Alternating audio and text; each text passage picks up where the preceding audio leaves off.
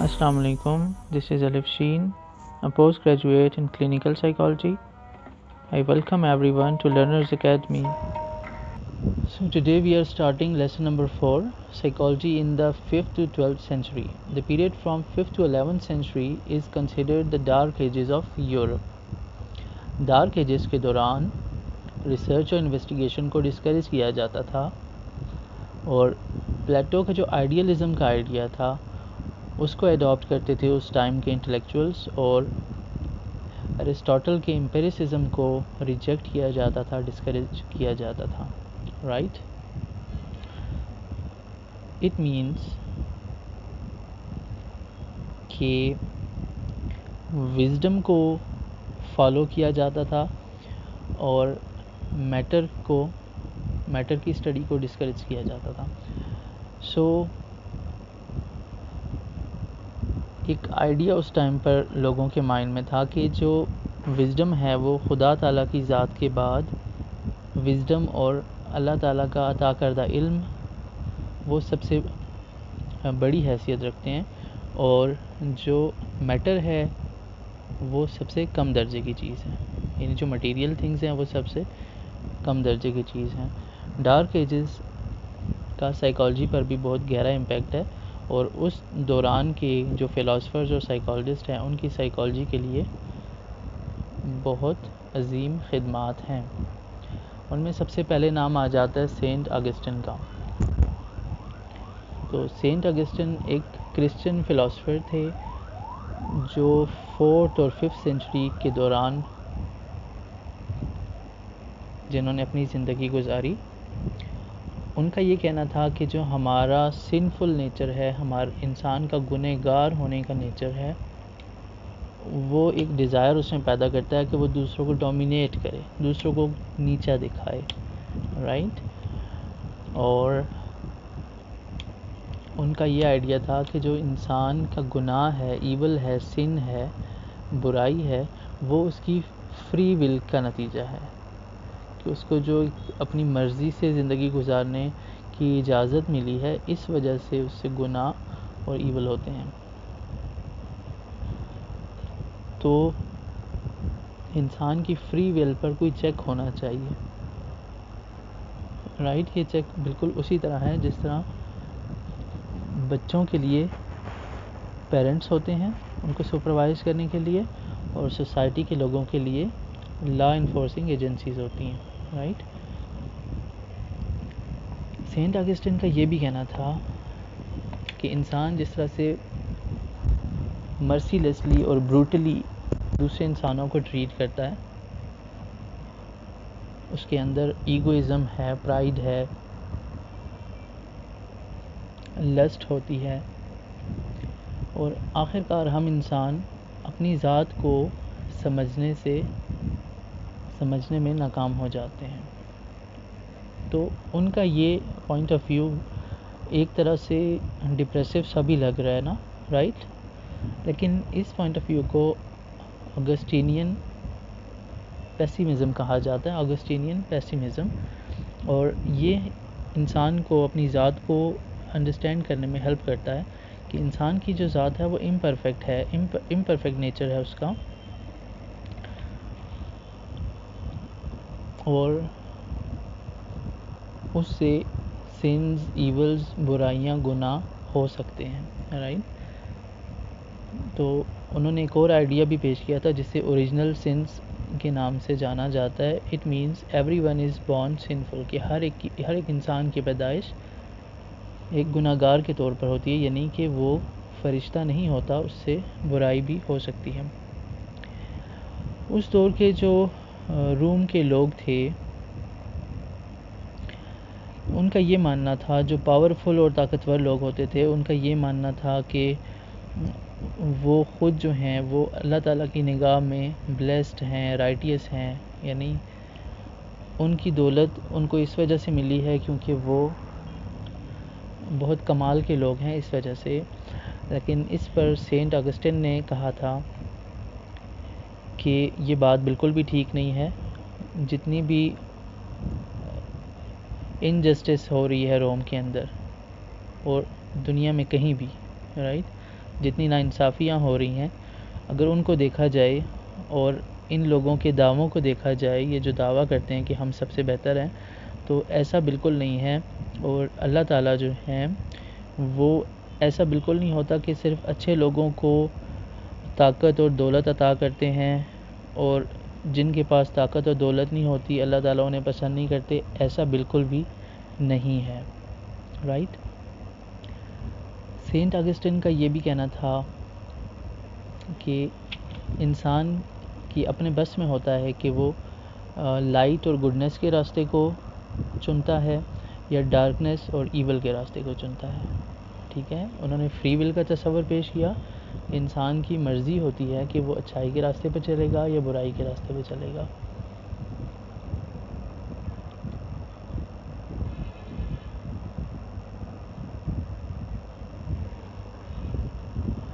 چونکہ سینٹ اگسٹن نے اپنی ذات کے اندر دیکھتے ہوئے یعنی کہ انٹروسپیکشن کو یوز کرتے ہوئے سائیکالوجی پر ورک کیا تھا، انسان کے بیہیویئر کے اوپر ورک کیا تھا، سو ان کو پہلا انٹروسپیکٹیو سائیکالوجسٹ بھی جانا جاتا ہے. رائٹ. اس کے علاوہ سینٹ اگسٹن کا یہ بھی کہنا تھا کہ it was pride that change angels into devils, it is humility that makes men as angels. کہ غرور اور تکبر ایسی چیز ہے کہ جو فرشتوں کو بھی شیطان بنا سکتا ہے، اور عجز اور انکساری ایسی چیز ہے کہ جو انسان کو بھی فرشتوں جیسا بنا سکتا ہے. اور اگسٹن کا یہ بھی کہنا تھا کہ charity is no substitute for justice. کہ جب ناانصافی بڑھ جائے سوسائٹی میں، ناانصافی ہو، تو اس وقت اس ناانصافی کا بدلہ کبھی بھی چیریٹی یا صدقہ و خیرات نہیں ہو سکتے. رائٹ. تو یہ کچھ تھا آپ کے سینٹ اگسٹائن سے ریلیٹڈ لیکچر میں. اور اس کے بعد آپ کے کورس میں شامل ہیں اویسنا یعنی ابن سینا. ابن سینا کو ویسٹ میں اویسنا کے نام سے جانا جاتا ہے، اور ان کی ایک بہت مشہور کتاب آپ نے نام سنا ہوگا، القانون فی الطب.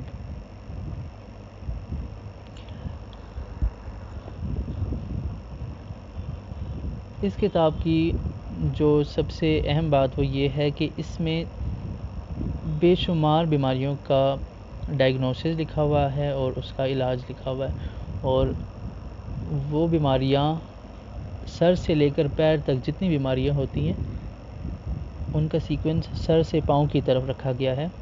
اور یہ ایک بہت بڑی کتاب ہے جس میں ڈپریشن، ہیڈ ایکس ایٹسیٹرا ان کا ڈائگنوسس اور کیور دیا گیا ہے، اور اس کے علاوہ بہت ساری بیماریوں کے بارے میں معلومات موجود ہیں.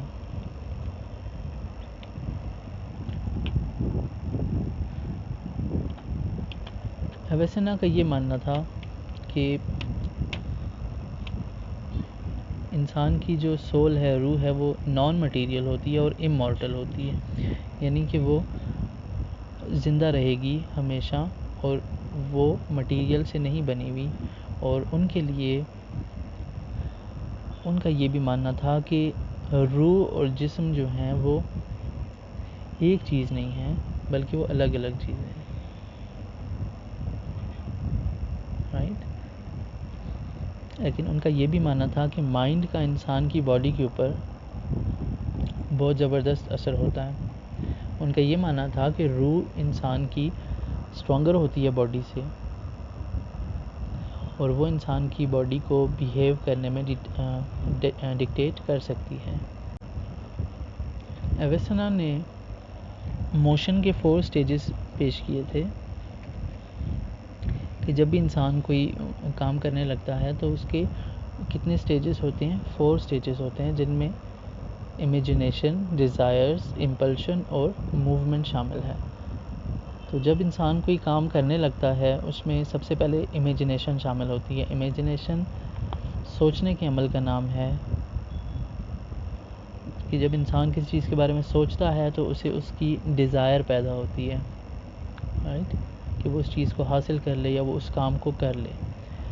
ڈیزائر جو ہے وہ سیکنڈ سٹیج ہے. اس میں کیا ہوتا ہے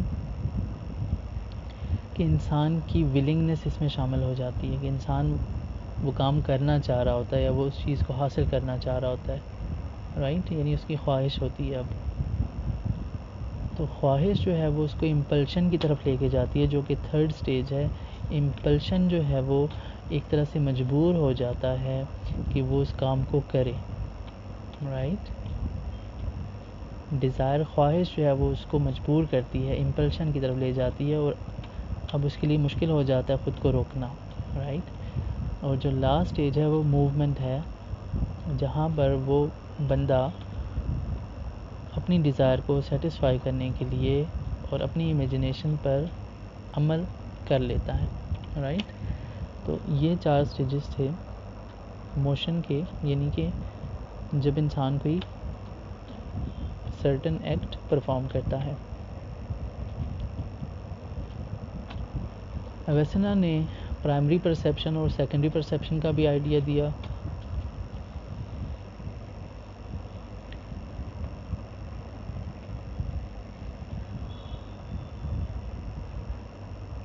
ان کا کہنا تھا کہ جو سبجیکٹو پرسیپشن ہوتی ہے کسی انسان کی، وہ اس کی پرسنل ڈسپوزیشنز پر بیس کر رہی ہوتی ہے. یعنی کہ جیسے ایک انسان گارڈن میں واک کر رہا ہے، رائٹ،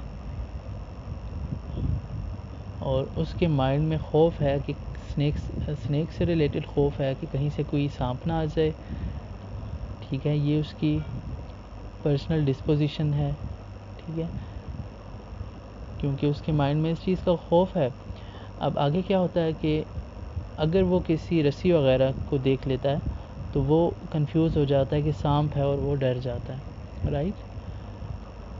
تو یہ جو انسان کی پرسیپشن ہے اس کی پرسنل ڈسپوزیشن پہ بیس کر رہی ہے کہ پہلے وہ جس چیز کی وجہ سے ڈر رہا تھا وہی چیز اس کو نظر آئی ہے. یعنی انسان کو دنیا اسی طرح سے نظر آتی ہے جس طرح سے اس کی ڈسپوزیشن ہوتی ہے.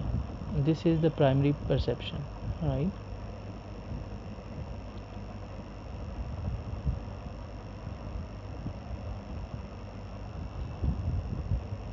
اور سیکنڈری پرسیپشن کی اگر ہم بات کریں، جو لاجیکل ریزننگ اور ریشنلٹی پر بیس کرتی ہے.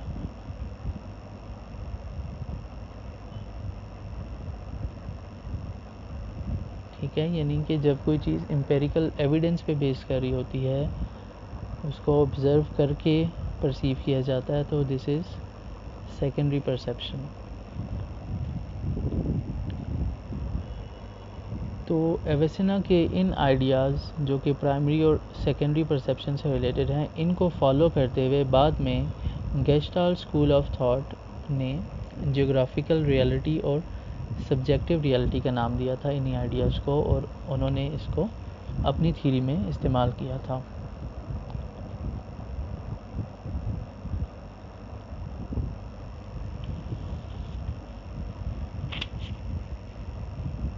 اس کے علاوہ ابن سینا کا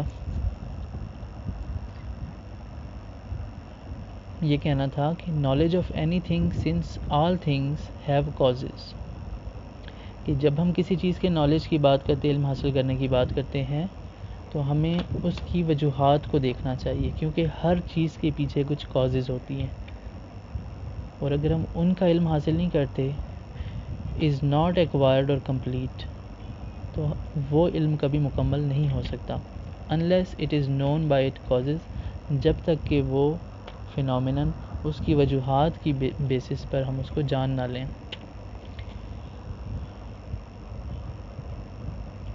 اور ان کا یہ بھی کہنا تھا کہ only healthy spirit is a guarantee of health، اگر صحت کی بات کی جائے تو صرف اور صرف اگر انسان کی روح صحت مند ہوگی تبھی انسان صحت مند ہو سکتا ہے. اور فری ول کے اوپر بات کرتے ہوئے ابن سینا نے کہا کہ is it the fault of wine if a fool drinks it and goes stumbling into darkness، کہ اگر ایک بندہ شراب پیتا ہے اور اندھیرے میں چلا جاتا ہے، جہالت میں چلا جاتا ہے، تو کیا یہ قصور شراب کا ہوگا یا اس انسان کا ہوگا؟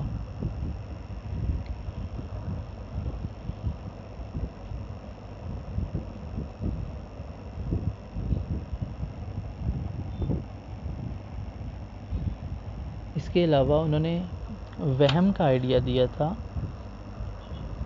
ابن سینا کا کہنا تھا کہ وہم ایک ایسی چیز ہے جس کی وجہ سے انسان میں سٹریس پیدا ہو جاتا ہے اور نیگیٹو امپیکٹس ہوتے ہیں اس کی صحت پر، اس کی بیہیویئر پر اور اس کی سوچ پر۔